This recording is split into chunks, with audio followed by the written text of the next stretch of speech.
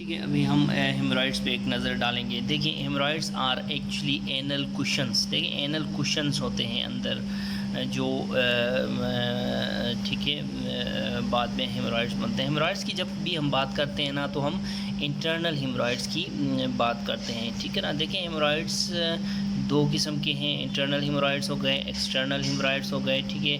और जो internal haemorrhoids और एक्सटर्नल हेमरॉइड्स में फिर फ़र्क क्या है? इन दोनों में फ़र्क ये है कि ये जो हैं internal haemorrhoids, they are painless. Why they are painless? क्योंकि ये होते हैं above the dentate line. External haemorrhoids they are extremely painful. क्यों? क्योंकि ये होते हैं बिलो द डेंटेड लाइन। तो ये बहुत इंपॉर्टेंट पॉइंट है, डेंटेड लाइन, जिसको पेक्टिनेट लाइन भी बोलते हैं। ठीक है। तो इससे हम पहले कि हम आगे बढ़ें, हम डेंटेड लाइन पे एक नज़र डालते हैं। तो ठीक है ना। तो ये देखें कि इसमें हम आपको बताएंगे कि पेक्टिनेट लाइन या डेंटेड लाइन क्या होती है। सबसे पहले देखें कि जो pectinate line is defined is defined is छोड़ दें, लेकिन it is also called dentate line. ठीक है। और it is formed where endoderm यानी कि हाइंडगट कहाँ से आता है? एंडोडर्म से मीट्स एक्टोडर्म। ठीक है ना। जहाँ पे एंडोडर्म मीट करता है एक्टोडर्म। ठीक है। एक्टोडर्म ऐसा जो सरफेस में की तरफ जो आती है, उससे जो मीट करता है ना, उसको हम क्या कहते हैं? उस पॉइंट को डेंटेड लाइन। ये एक लाइन है। ठीक है। यहाँ से ये देखें, ऐसे लाइन है। अब ये जो लाइन है करीब से देखें तो इस लाइन के ऊपर की जो स्ट्रक्चर्स हैं, इनकी अलग खुसूसियात होती हैं। इस लाइन के नीचे जो स्ट्रक्चर्स हैं, इनकी अलग खुसूसियात होती हैं। ठीक है। तो अबव डेंटेड लाइन देखें, इंटरनल हेमरॉइड्स होते हैं, मैंने आपको पहले भी बताया। और यहाँ पे एडिनोकार्सिनोमा हो सकता है। ठीक है। जबकि नीचे देखें, बिलो डेंटेड लाइन आपको एक्सटर्नल हेमरॉइड्स मिलेंगे, एनल फिशर मिलेगा, और एडिनो नहीं बल्कि स्क्वेमस सेल कार्सिनोमा आपको मिलेगा। इसी तरह internal haemorrhoids receive visceral innervation and are therefore not painful. ये हम विजरल इनर्वेशन रिसीव करते हैं और internal haemorrhoids are not painful, याद रखें। जबकि एक्सटर्नल हेमरॉइड्स देखें, external haemorrhoids receive somatic innervation inferior rectal branch of pudendal nerve S234, जिसका inferior rectal branch of pudendal nerve ये आती है, याद रखें। और दैट इज़ वाई ये सोमेटिक नर्व है। ठीक है। That is Y they are painful if thrombosed. ठीक है। तो ये वो है ख़ास बातें हैं अबव पेक्टिनेट लाइन में और बिलो पेक्टिनेट लाइन में। ठीक है। अब एनल फिशर भी दिया हुआ है, तो इसको हम थोड़ा सा देख लेते हैं। ठीक है। उसके बाद हम इस डायग्राम पे जाएंगे। एनल फिशर देखें, tier in the anal mucosa below pectinate line. याद रखें, anal fissure below pectinate line, यहाँ पे हमने देखा था ना बिलो पेक्टिनेट लाइन, और ये पेनफुल होता है एनल फिशर भी। ठीक है। इसीलिए pain while pooping, blood on toilet paper, located posteriorly because this area is poorly perfused. Anal fissure is located posteriorly because this area is poorly perfused. सारे piece हैं देखो इधर, associated with low fibre diet और constipation. Diet अगर ख़राब हो और constipation ख़राब हो, कॉन्स्टिपेशन हो, तो ये एनल फिशर्स हो सकते हैं पेशेंट को। अब देखिए, अब इस डायग्राम पे आता है, ये एक बहुत ही खूबसूरत डायग्राम है।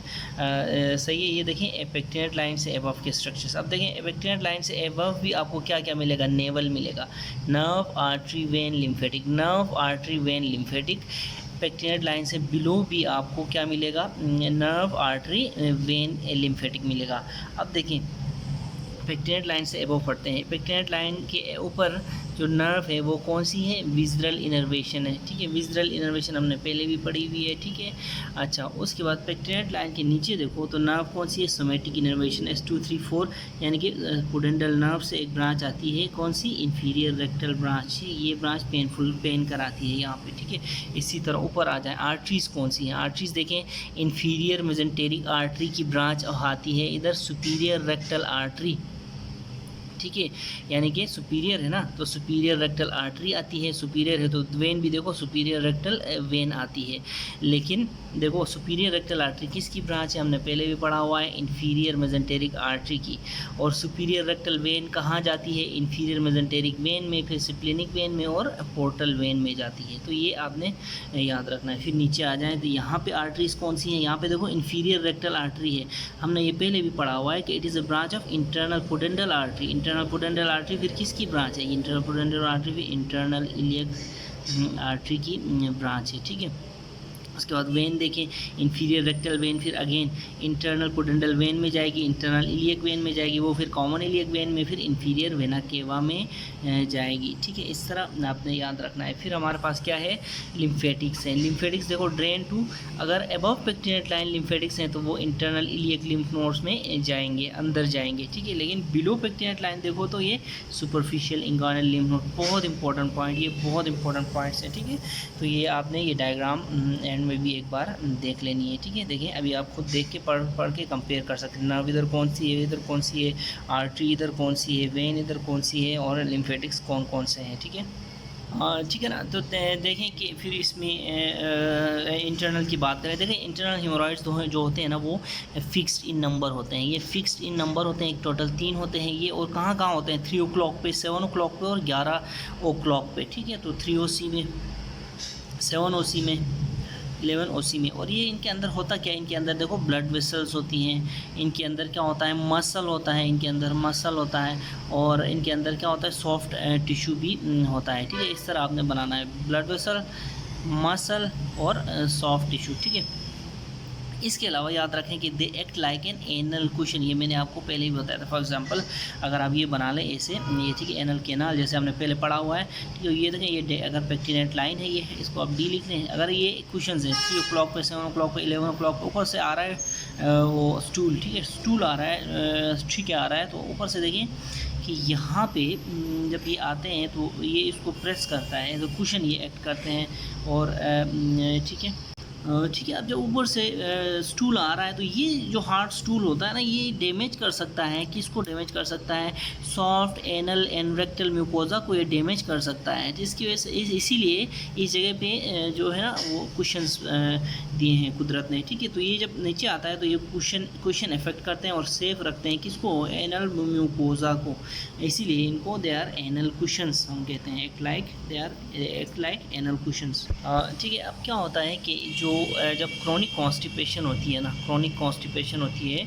तो स्टूल जो आता है ऊपर से, इसको जब आता है तो नीचे आके ये स्टूल जब पास हो रहा होता है तो ये जो कुशन्स हैं ये फिर देखो स्टूल के साथ नीचे आते हैं, और जब नीचे आते हैं यहाँ से ये ठीक है प्रोट्रूड होते हैं, और नीचे आके ना ये क्या करते हैं, ब्लीड भी कर सकते हैं, ये ब्लीड भी कर सकते हैं और नीचे भी आते हैं, ठीक है। यही कंसेप्ट है हीमोराइड्स का, ठीक है ना, कि अपनी जगह छोड़ के नीचे आते हैं, प्रोलेप्स टाइप बन जाता है और ये ब्लीड कर जाते हैं। तो ठीक है, होता क्या है, देखिए ये जो कुशन्स है ना, ये असल में ये जो एनल कुशन्स है ये अटैच होते हैं अंदर सर्कुलर स्मूथ मसल के साथ, किसके साथ, मसल के साथ अटैच होते हैं। कौन सा मसल, इसका नाम है मसल ऑफ ट्रीड्स बोलते हैं इसको, मसल ऑफ ट्रीड्स बोलते हैं। होता क्या है पता है क्या, जब ज़्यादा से ज़्यादा क्रॉनिक कॉन्स्टिपेशन के साथ हार्ड सूल आता जाता है ना, तो एनल कुशन का स्मूथ मसल के साथ कनेक्शन वीक हो जाता है, मसल ऑफ ट्रीड्स वीक हो जाता है, यानी कि इसकी जो अटैचमेंट है वो वीक हो जाती है, जिसकी वजह से ये बाहर आ जाते हैं और हेमरॉइड्स बन जाते हैं, ठीक है। यही बात मैंने लिखी है, chronic constipation attachment becomes weak और muscle of Treitz is attach to the anal cushions, जो कि कमज़ोर हो जाता है तो प्रोलेप्स हो जाती है, हेमरॉइड्स बन जाते हैं, ठीक है।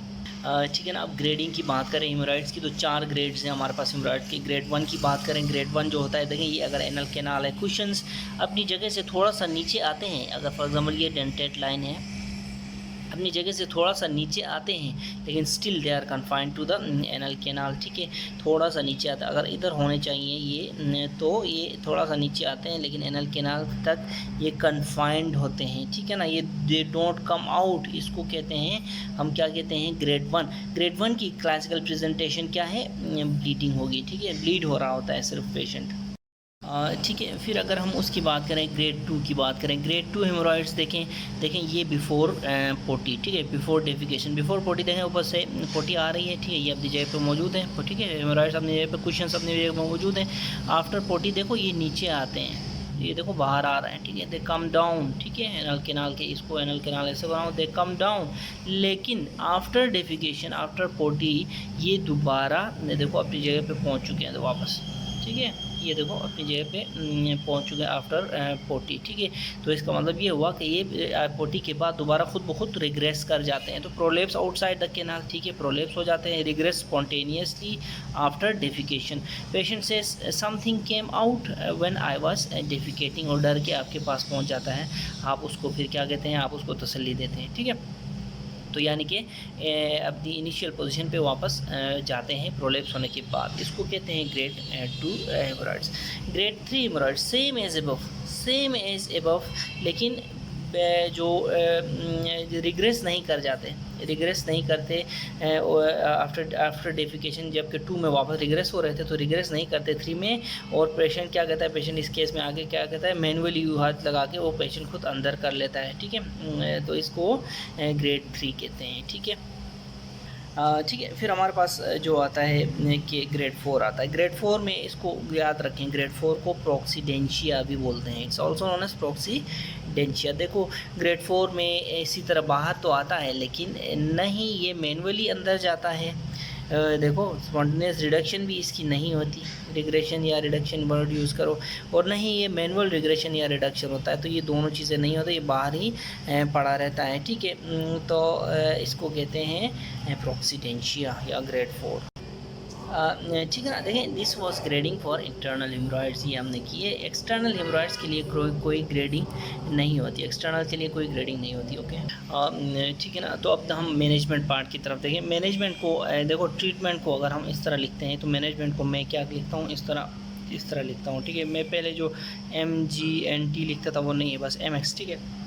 मैनेजमेंट डिफरेंट ग्रेड्स के हिसाब से डिफरेंट है। फॉर एग्जांपल ग्रेड 1 के साथ अगर पेशेंट आपके पास आया तो उसकी मैनेजमेंट और फर्स्ट एंड लास्ट थिंग उसमें क्या होगी, लाइफस्टाइल मॉडिफिकेशन आपको उसको कहेंगे। आप उसको कहेंगे कि ज़्यादा से ज़्यादा पानी पियो, उसको कहेंगे कि ज़्यादा से ज़्यादा फाइबर इनटेक करो, और हम देखेंगे कि फाइबर में किस किस चीज़ों में ज़्यादा, फ्रूट्स में, सब्जियों में, ठीक है। और उसको लेक्सेटिव्स अपने उसको देने हैं। लेक्सेटिव्स क्यों देंगे, टू अवॉइड ए कॉन्स्टिपेशन, ठीक है। अगर पेशेंट कहेगा ओ डॉक्टर साहब ओके मैं करता हूँ लाइफस्टाइल मॉडिफिकेशन में ठीक करता हूँ, लेकिन ब्लीडिंग का क्या करूँ, तो आपने उस केस में डायोस्मीन देनी है। डायोस्मीन मार्केट होती है बाय द नेम ऑफ डेफ्लॉन, ठीक है। ये 500 mg BD फॉर 15 डेज़ दे सकते हो, या 900 mg OD फॉर 15 डेज़ दे सकते हो आप पेशेंट को, ठीक है। ठीक है ना। तो ग्रेड 2 हेमोरॉइड्स के लिए हम क्या करेंगे, फर्स्ट आप उसको ट्रायल ऑफ लाइफस्टाइल मॉडिफिकेशन देंगे, वही जो हमने ऊपर दिया हुआ है, ठीक है। तो ट्रायल ऑफ मॉडिफिकेशन देंगे। अगर trial of modification lifestyle modification fail हो जाता है तो आप इंटरवेंशन में जाएंगे। इंटरवेंशन हमारे पास ग्रेड 2 के लिए 2 इंटरवेंशन, देखो ग्रेड 2 के लिए हमारे पास 2 इंटरवेंशन। कौन से इंटरवेंशन हमारे पास मौजूद हैं, हमारे पास है इंजेक्शन स्क्लेरोथेरेपी, जिसमें हम इंजेक्ट करते हैं कोई भी स्क्लेरोसिन, ठीक है। इसी तरह हम बैंड लाइगेशन है हमारे पास। देखो band ligation is far more popular as compared to sclerotherapy, as compared to sclerotherapy, ठीक है। अब स्क्लेरोथेरेपी के बारे में देखें कि इसमें हम क्या करते हैं। इसमें स्क्लेरोथेरेपी में इंजेक्शन स्क्लेरोथेरेपी है ना ये, तो इसमें हम injection of tetradecyl sodium TDS, ठीक है, और इंजेक्शन ऑफ सोडियम मोर्नुएट, ये some people also inject Teflon, लेकिन ये 2 ज़्यादा कॉमन है। देखो इसमें बहुत सारे there are n number of books जो कि बताते हैं कि इसमें kerosene oil, petrol oil, almond oil कुछ भी इंजेक्ट करा ये, ठीक है। तो वो छोड़ दें आप, ठीक है। बस आप देखें इंजेक्शन टेट्राडिकाइल सोडियम और सोडियम मोर्नुएट TDS और सोडियम मोर्नुएट आपने इंजेक्ट करना है। तो इंजेक्ट करने के पीछे जो बेसिक मैकेनिज्म देखो क्या है, ये एनल केनाल है 3 o'clock 7 o'clock पे, थोड़ा सा इस तरफ फॉलो, और 11 o'clock पे, ठीक है ना। इस पे हम इंजेक्ट करते हैं ये जो भी हमने इंजेक्ट करना है। जब इंजेक्ट करते हैं ना तो ये क्या करता है, इसको श्रिंक कर देता है, फाइब्रोसिस कराता है, श्रिंक करा के फाइब्रोसिस छोटा करा देता है। ये देखें अगर ये इतना बड़ा है तो ये श्रिंक करा के इतना बड़ा करा देता है, ठीक है। तो जब श्रिंक कराता है तो फिर पेशेंट को रिलीफ आता है इससे। इसको जब हम इंजेक्शन जो सिक्लोरोसिन, कोई भी इंजेक्ट होने वाली किसी भी दवाई को हम सिक्लोरोसिन बोलेंगे, वो इंजेक्ट करता है तो क्या होती है, श्रिंकेज होती है, उसके बाद इंटेंस फाइब्रोसिस हो जाती है, जिसकी वजह से ठीक है ना, वही ब्लीडिंग वगैरह कम होती है और मरीज को रिलीफ हो जाता है। फिर हमारे पास बैंड लाइगेशन है। This is far more popular as compare to sclerotherapy. इसमें हम क्या करते हैं, सिलिकॉन बैंड्स हम लगाते हैं, ठीक है। सिलिकॉन बैंड्स जो हम लगाते हैं तो वो कैसे लगाते हैं, देखिए अगर ये हमारे कुशन्स हैं, 3 o'clock वाला है, 7 o'clock वाला है, तो हम इसकी बेस पे बैंड्स लगाते हैं, सिलिकॉन बैंड्स। ये देखें, ये मैंने लगाए हुए हैं। जब ये बैंड्स हम लगाते हैं ना, वेस्कुलरिटी कॉम्प्रोमाइज़ हो जाती है कुशन की, उसके बाद इस्कीमिया हो जाता है, इस्कीमिया के बाद नेक्रोसिस हो जाता है, ठीक है। नेक्रोसिस के बाद फिर ये ऑटोमेटिकली ख़त्म हो जाते हैं तो फिर हेमोरॉइड्स भी रिलीफ हो जाते हैं पेशेंट के, ठीक है ना। अब जो बैंड लाइगेशन में जो ग्रास्पर होता है, बैंड लाइगेशन का जो बैंड लाइगेशन को जो सेट होता है, हम कैसे करते हैं बैंड लाइगेशन। फॉर एग्जांपल देखिए, इसमें सेट होता है पूरा एक इसका इंस्ट्रूमेंट्स का, एक इसमें गन होती है जिसको हेमोरॉइड गन हेमोरॉइड गन बोलते हैं, फिर एक होता है ग्रास्पर होता है, और फिर बैंड्स होते हैं। देखिए सिलिकॉन बैंड्स होते हैं, ये टफ़ किस्म के बैंड्स होते हैं, ठीक है, इस तरह के बैंड्स होते हैं। जिस तरह रबर बैंड नहीं होता, ऐसे छोटे छोटे बैंड्स होते हैं और खुलने में भी सख्त होते हैं, ऐसे आसानी से नहीं खुलते। तो ऐसे बैंड्स को हम क्या करते हैं, फिर सिलिकॉन गन को ऐसे करके फिर लोड करते हैं। किसके साथ लोड करते हैं, इसके ऊपर बैंड ऐसे डाल के, इसके ऊपर जैसे ये इस तरह की गन होती है, इस तरह की गन है, इसके ऊपर बैंड डालते हैं। बैंड डालने के बाद बैंड के नीचे से ग्रास्पर होता है उच्चू जैसा, इस तरह का ग्रास्पर होता है, ठीक है। ये इसके अंदर से फिर ग्रास्पर हम डालते हैं। डालने के बाद जब ये पूरा सेट फिटेड लोड हो जाता है ना, तो फिर हम इसको पूरा एनएस में डालते हैं। एनएस में डालने के बाद ग्रास्पर से हम ये कुशन्स पकड़ते हैं, पकड़ के फिर गन को फायर करते हैं। जब ग्रास्पर से कुशन्स को पकड़ते हैं तो ये कुशन ऐसे इसके अंदर आ जाता है, एनल कुशन हेमोरॉइड अंदर आ जाता है, और फिर बाहर गन और वो पड़ा होता है ना इसकी, इस जगह में फिर इसका वो होता है, क्या कहते हैं, गन और वो लोड किया होता है हमने, ये सिलिकॉन बैंड। जैसे ही हम गन को, इस तरह की गन होती है, फायर करते हैं ना, तो ये सिलिकॉन बैंड जम करके इस जगह में आके बाइंड कर जाता है। हेमोरॉइड ऐसे बाहर रहता है और हेमोरॉइड की बेस पे ये बैंड आके, सिलिकॉन बैंड आके लग जाता है, और ये फिर क्या कराता है, ये इस्कीमिया और नेक्रोसिस का हो जाती है once its blood supply is compromise. तो ये इसका तरीका है, ठीक है। ठीक है, फिर हमारे पास ग्रेड 3 और ग्रेड 4 हेमोरॉइड्स आते हैं। देखें, ग्रेड 3 और ग्रेड 4 हेमोरॉइड्स में हम इंटरवेंशंस करते हैं, और इंटरवेंशंस जो हैं हमारे पास 4 किस्म के हैं, ठीक है। नंबर 1, हम ओपन हेमोरॉइडेक्टमी कर सकते हैं, हम हेमोरॉइडेक्टमी कर सकते हैं। नंबर 2, क्लोज हेमोरॉइडेक्टमी कर सकते हैं, ठीक है, क्लोज हेमोरॉइडेक्टमी, HX मतलब हेमोरॉइडेक्टमी, ठीक है। और उसके बाद रेक्टल एडवांसमेंट फ्लैप, RAF इसको मैं कहता हूँ इसको रेक्टल एडवांसमेंट फ्लैप कर सकते हैं हम। और PPH होता है, ये PPH वाकई PPH है, ये मेरी जो क्या कहते हैं वो एब्रीविएशन नहीं है, ठीक है। इसको हम PPH कहते हैं, प्रोसीजर फॉर प्रोलेप्स इन हेमोरॉइड। तो ये इसके इंस्ट्रूमेंट्स भी PPH 3 PPH 2 के हिसाब से इस तरह आते हैं, ठीक है ना।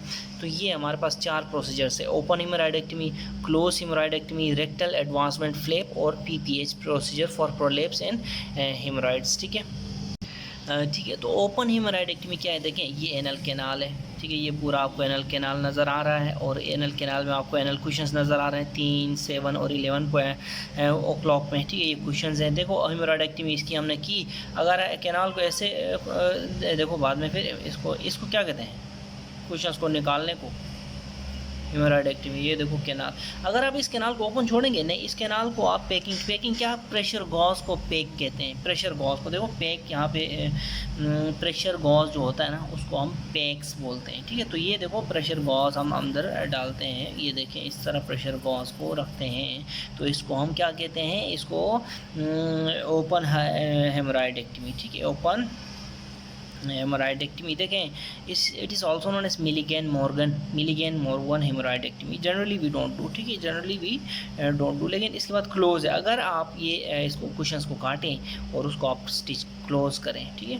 कुशंस को काटें और उसको क्लोज करें, तो हम इसको क्या कहते हैं, क्लोज्ड हेमोराइडेक्टमी, इसको पार्क्स फर्गुसन हेमोराइडेक्टमी, ठीक है। Instead of leaving it open we close it, यानी कि इसमें पैक्स देने की ज़रूरत नहीं, हमने स्टिच करके इसको बंद कर दिया है, तो इसको क्लोज हेमोराइडेक्टमी कहेंगे, ठीक है ना। तो अगेन मैंने क्या कहा, मैंने कहा कि एनल कैनाल कुशंस को हमने निकाल लिया, बाहर फेंक दिया और पैक्स लगा दिए, तो इसको हम ओपन हेमोराइडेक्टमी।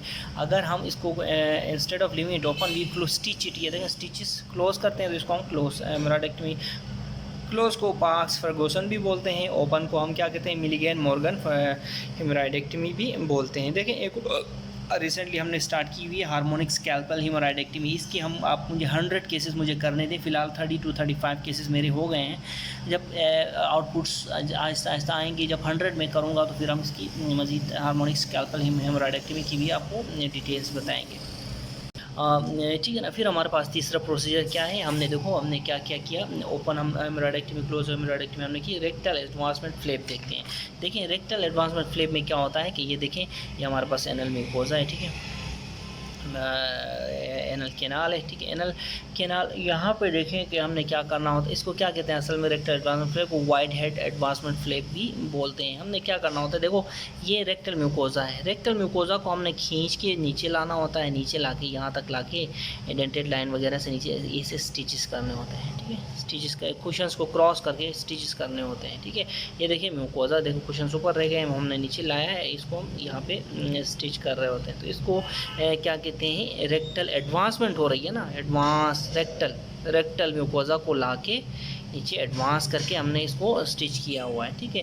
तो इसको ठीक है ना, जस्ट लाइक बाजू, हाथ का बाजू जैसे देखें इस तरह बाजू है, ऊपर से शर्ट ला के नीचे, कभी कभी आप इधर नहीं रखते एडवांस करके, इधर वो देखो ऐसे करके पीछे, अभी फ़िलहाल मेरा बाजू नहीं है तो इधर ला के बाजू हाथ तक ला लेके आते हैं, ठीक है। तो उसको एडवांसमेंट, जैसे बिल्कुल अगर बाजू को आप रेक्टल म्यूकोजा समझ लें तो उसको हमने एडवांस करके नीचे लाना होता है। अब जब हम नीचे लाते हैं तो वो वापस ऊपर की तरफ खींच भी सकता है, ये तो एक साइड इफ़ेक्ट्स इसका है। तो ड्रॉबैक क्या है इसका, देखो ड्रॉबैक क्या है, ड्रॉबैक ये है कि जो इसका एक्ट्रोपियन डिफेक्ट है, ठीक है, याद रखें। इसी एक्ट्रोपियन डिफेक्ट की वजह से रेक्टल एडवांसमेंट फ्लैप डिसकंटिन्यू हुआ है मार्केट में, ठीक है। तो एक्ट्रोपियन डिफेक्ट इसमें आता है, और वो क्या होता है कि ये स्टेनोसिस, ये ऊपर ये जो यहाँ तक जो हम लेके आते हैं ये फिर मोटा हो जाता है, मोटा हो जाके मोटा होके स्टेनोसिस कराता है, ठीक है ना। स्टेनोसिस किसकी, स्टेनोसिस ऑफ एनल कैनाल कराता है, तो ये थिक होके फिर ऊपर से डेफिकेशन के दौरान पेशेंट सफ़र करता है। तो एक ट्रोपियन डिफेक्ट MCQ है, याद रखें रेक्टल एडवांसमेंट फ्लैप का। फिर हमारे पास क्या है, एक PPH चौथा प्रोसीजर देखें, हमने कहा था ना कि हमारे पास open haemorrhoidectomy, close haemorrhoidectomy, rectal advancement flap है और PPH है, ठीक है ना। तो PPH जो है मैं आपको अभी बताता हूँ PPH क्या चीज़ है। देखें इसका PPH के इंस्ट्रूमेंट का नाम भी PPH3 होता है, ठीक है ना। PPH3 इसका मैं इंस्ट्रूमेंट अगर तस्वीर मिली तो मैं आपको दिखाऊँगा। देखें इसमें क्या होता है, इसमें ये देखें, ये अगर एनल कैनाल है, ठीक है, ये देखें ये मसल है, ये सब म्यूकोजा है, ये म्यूकोजा सब म्यूकोजा और मसल है, ठीक है ना। तो ये आपने इसकी एनाटॉमी, और ये जो है ये हमारा ह्यूमरॉइडल टिश्यू है, 3 o'clock 7 o'clock और 11 o'clock, ठीक है। तो अब इसमें फिर हम क्या करते हैं, हम इसमें जो वही हमारा जो PPH इंस्ट्रूमेंट में इस तरह का गन होता है, ठीक है, इस तरह का गन, ये देखें एरो टाइप कोई चीज़, ये देखें मैं आपको ये दिखाता हूँ, ये तो इसको हमने क्या करना होता है, इसको हमने इसके अंदर डालना होता है, इस साइड से इसके एनल कैनाल के अंदर डालना होता है, ठीक है। इसकी तस्वीर मैं आपको दिखाता हूँ, ठीक है। ये देखें, ये अगर गन है तो ये एनल कैनाल पूरे म्यूकोजा, सब म्यूकोजा, मस्कुलरिस म्यूकोजा, ठीक है, इसके अंदर ऐसे हमने इसको गन को अंदर शूट करना होता है, ठीक है ना, ठीक है। लेकिन इस मशीन को अंदर डालने से पहले हम क्या करते हैं, we do a purse string suture. यहाँ पे हम जब ऐसे करके ये स्यूचर करते हैं तो ये क्या करता है, ये स्यूचर ये क्या करता है, म्यूकोजा और सब म्यूकोजा को ल्यूमेन में खींचता है। ये पर्स स्ट्रिंग स्यूचर जब ये खींचता है तो हमारे लिए प्रोसीजर करना आसान होता है, ठीक है ना। तो पर्स स्ट्रिंग स्यूचर क्या करेगा, it will pull mucosa and submucosa into the lumen, और फिर हमने क्या करना होता है, हमने जो स्टेपलर को टाइटन करना होता है। जब टाइटन करते हैं ना, ये तो इधर टाइटन थोड़ी, इसके अंदर डाल के हमने गन से दबाने से ये टाइट हो जाता है। जब ये टाइट हो जाता है तो ये पूरा का पूरा जो होता है ना, anal columns come down and when you close and fire mucosa and सब म्यूकोजा गेट एक्साइज्ड, ठीक है। यहाँ से फायर करने से म्यूकोजा और सब म्यूकोजा ये पूरे का पूरा जो है ये एक्साइज हो जाता है। ये एक्साइज होके ये पूरा बाहर निकाल के लेके आते हैं हम, ठीक है। जब एक्साइज होता है तो उसके बाद ठीक है ना, तो एनल कॉलम्स क्या होते हैं, एनल कॉलम्स कम डाउन। इसमें जब आप फायर करते हैं, when you fire close and fire, इसको जब फायर करते हैं ना, इसको यहाँ से फायर करना होता है, ये पकड़ के इसके बीच में सैंडविच करके म्यूकोजा और सब म्यूकोजा को लेके चस करके नीचे लेके आता है। ये म्यूकोजा और सब म्यूकोजा है, सिर्फ याद रखें, ठीक है ना। क्यों मैं इसलिए कह रहा हूँ म्यूकोजा और सब म्यूकोजा, पीपीएच में म्यूकोजा और सब म्यूकोजा एक्सरसाइज होते हैं। आम स्टैंडर्ड स्टेपलर होता है ना, ये देखें पीपीएच और स्टैंडर्ड सर्कुलर स्टेपलर में क्या फ़र्क है, it can detach standard circular stapler, जबकि पीपीएच 3 कैन नॉट डिटेच। ये हमारा वही इंस्ट्रूमेंट है, ठीक है, पीपीएच 3 स्टेपलर, ठीक है। और ये सिंगल टाइम यूज़ के लिए है। और याद रखें फुल थिकनेस एनास्टोमोसिस होती है स्टैंडर्ड सर्कुलर स्टेपलर में, जबकि म्यूकोजा और सब म्यूकोजा में की रिजक्शन एंड एनास्टोमोसिस करते हैं हम पीपीएच 3 में। तो ये दोनों का डिफरेंस है, ठीक है। तो उसके बाद देखें होता क्या है, शुरू में डायलेट करते हैं एनल कैनाल डायलेटर से जब हम एनल कैनाल को डायलेट करते हैं तो खुल जाता है, ठीक है। उसके बाद हम उसमें रखते हैं कप सा, ठीक है, कप रखते हैं और हाफ कट ऑब्चुरेटर जिसको बोलते हैं, ठीक है। कप ऐसा होता है हाफ कट ऑब्चुरेटर, ऐसे कप रखने के बाद उसके अंदर हाफ कप, ये देखें ये कप है, उसके बाद अंदर हम हाफ कट ऑब्चुरेटर रखते हैं। हाफ कट ऑब्चुरेटर का क्या फंक्शन होता है, हाफ कट ऑब्चुरेटर देखो इस तरह का होता है। ये हाफ कट ऑब्चुरेटर ऐसे भी जैसे वो नहीं करते यार, वो परचूनों की दुकान में वो गंदम दालें उठाने के लिए एक लोहे की चीज़ इस्तेमाल नहीं करते, इसी तरह का ट्रांसपेरेंट ये इस तरह का होता है हाफ कट ऑब्चुरेटर, ठीक है। यहाँ से खुलता है, यहाँ से हम फोर डालते हैं फोर्सेप्स पर स्ट्रिंग सूचर लेने के लिए, ठीक है। तो ये देखिए, ठीक है ना, तो हाफ कट ऑब्चुरेटर डालते हैं और उसके बाद हम क्या करते हैं पर्स स्ट्रिंग बाइट लेते हैं। यहाँ से एक 3 o'clock पे, 5 o'clock पे, 7 o'clock में ऐसे करके पर्स स्ट्रिंग बाइट लेते हैं। उसके बाद हम इंसर्ट करते हैं स्टेपलर को। उसके बाद जब जैसे ही क्लोज एंड फायर करते हैं इट विल केच and reject the mucosa and सब म्यूकोजा, ठीक है। इसका ये प्रोसेस होता है, ठीक है। उसके बाद हम उस पर स्टेपल, देखो स्टेपलर इस तरह का होता है डी टाइप, जितना प्यारा ये पी बनेगा ना इस तरह का, इसका मतलब ये अब अगर इस तरह का बनता है तो ये आपका कोई अच्छा वो स्विचर नहीं बना, अच्छा रिजेक्शन नहीं हुई। जितना प्यारा ये ऐसे बनता है उतना प्यारा आपने इसको स्टिच किया। How beautiful the B will be, ये बी है, पी नहीं बल्कि बी है, B will be that decides how well is the anastomosis, ठीक है। अच्छा ठीक है, देखिए यहाँ पे जब आप पर स्ट्रिंग बाइट लेते हैं ना, देखो यहाँ से लेते हैं 3 से 3 5 7 पे 9 7 पे 11 फिर 1, फिर दूसरी थ्रेड फिर 3 5 7 9 पे फिर आप उसको क्या करते हैं, उसको यहाँ से दूसरा थ्रेड उसका यहाँ से लाते हैं। मैंने क्या कहा, पहली थ्रेड आप कहाँ से लाते हैं 3 5 7 11 1 और फिर 3, ठीक है, ये हो गया। दूसरी थ्रेड आप 3 5 7 9 से फिर ऐसे ले, जब उसको टाइट करते हैं तो फिर ठीक है करीब से देखिए, जब उसको आप टाइट करेंगे ना तो उस टाइम आपकी 1 थ्रेड 3 o'clock पे होनी चाहिए और दूसरी थ्रेड 9 o'clock पे होगी, ठीक है। ठीक है ना, देखो मैं आपको दोबारा इसमें समझाता हूँ कि पर स्ट्रिंग कैसे रहती है। अगर आपका एनल कैनाल है, ठीक है, ये एनल कैनाल है, तो आपने देखो जो फर्स्ट बाइट 3 o'clock 5 7 11 1 और फिर अगेन 3, तो पहली थ्रेड आपकी ये हो गई। दूसरी थ्रेड आपकी देखो, दूसरी थ्रेड आपकी कहाँ से, देखिए ये 3 है, ये 5 है, ये 7 है, ये 9 है और ये 11 है और ये 1 है ना, तो ये पहली थ्रेड, तो ये हो गई। दूसरी थ्रेड आप लेंगे यहाँ से 3 5, उसके बाद 7 और 9, ये देखिए दूसरी थ्रेड आपकी ये हो गई। तो ये 2 थ्रेड्स हैं यहाँ पे, एक 3 o'clock पे आ रही है और एक 9 o'clock पे आ रही है, ठीक है ना। तो ये पर स्ट्रिंग बहुत इंपॉर्टेंट, जब आप पर स्ट्रिंग होंगे ना, कंप्लीट कर चुके होंगे पर स्ट्रिंग, तो आपने फिर इंट्रोड्यूस करना है स्टेपलर को, ठीक है। स्टेपलर को इंट्रोड्यूस करना है, अंदर ले जाना है क्लोज करना है और फिर जब क्लोज करके शूट करेंगे तो ये it will catch and reject the mucosa. अच्छा, अगर हम रिकरेंस की बात करें, देखिए एक्सटर्नल हेमोरॉइड्स जो हैं दे कैन रीअकर एक्सटर्नल हेमोरॉइड्स, लेकिन इंटरनल हेमोरॉइड्स डू नॉट रीअकर, क्योंकि वो होते ही सिर्फ 3, उसको हम ऑपरेट करते हैं तो बस ख़त्म उसके बाद, ठीक है। For big haemorrhoids go for stapler, क्योंकि along with haemorrhoids you treat mucosal prolapse also, ठीक है ना। तो ये बिग हेमोरॉइड्स के लिए एक सर ने एक आइडिया दिया है, ठीक है।